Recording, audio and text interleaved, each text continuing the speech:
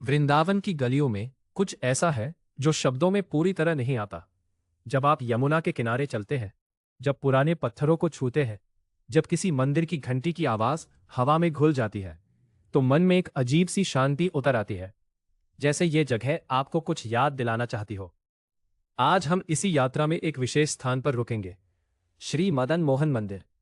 वृंदावन का ये मंदिर सिर्फ एक धार्मिक स्थल नहीं है, ये उस क्षण की साक्षी है जब एक भटके हुए मन को पहली बार भगवान ने स्वयं बुलाया। आइए पहले थोड़ा पीछे चलते हैं। 500 साल से भी पहले की बात है। बंगाल में एक असाधारण व्यक्तित्व थे, सनातन गोस्वामी। वे बंगाल के नवाब हुसैन शाह के दरबार में एक उच्च पदाधिकारी थे। संपत्ति थी, सत्ता थी, सम्मान था, लेकिन भीतर से वे अतृप्त थे। जब चैतन्य महाप्रभु का प्रकाश उनके जीवन में आया तो सब कुछ बदल गया। उन्होंने अपना पद छोड़ दिया, अपनी संपत्ति छोड़ दी और एक साधारण वैष्णव साधु के रूप में वृंदावन की राह पकड़ी। लेकिन ये यात्रा सरल नहीं थी। नवाब ने उन्हें बंदी बना लिया था। किसी तरह वे मुक्त हुए और पैदल ही वृंदावन की ओर चल पड़े, थके हुए, भूखे, अकेले। जब वे वृंदावन पहुंचे तो उनके पास कुछ नहीं था। कोई घर नहीं, कोई आश्रय नहीं, कोई धन नहीं। वे यमुना के किनारे एक ऊंची पहाड़ी पर जाकर बैठ गए। उस स्थान को आज द्वादश आदित्य टीला कहते हैं। वहां उस एकांत में उन्होंने भगवान से प्रार्थना की और कहते हैं भगवान ने उत्तर दिया।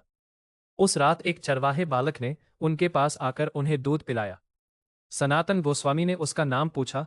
उसने कहा, मदन मोहन।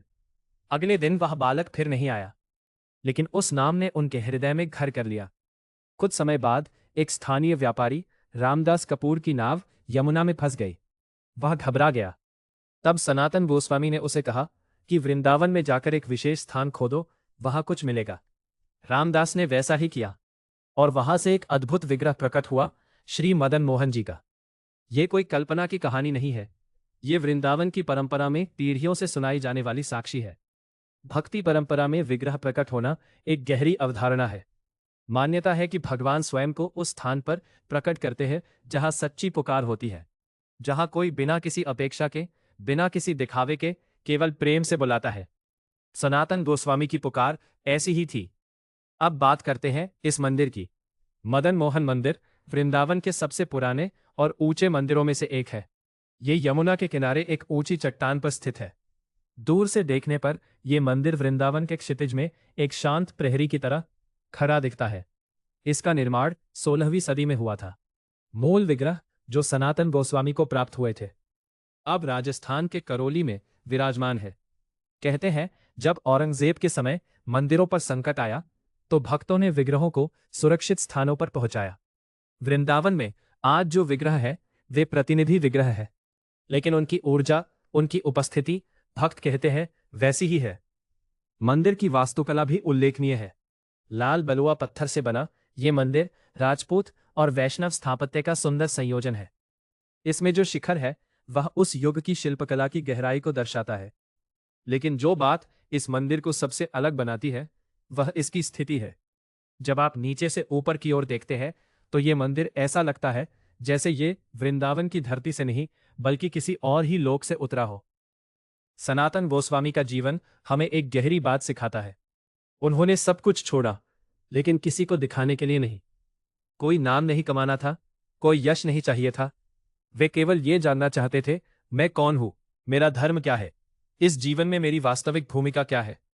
चैतन्य महाप्रभु ने उन्हें जो उत्तर दिया वह इन शब्दों में था, के आमी केने आमाय जारे तापत्रय, अर्थात मैं कौन हूं और क्यों मुझे इन तीनों तापों ने घेर रखा है। ये प्रश्न आज भी उतना ही प्रासंगिक है। हम में से कितने लोग हैं जो बाहर से सब कुछ पाकर भी भीतर से खोज में है।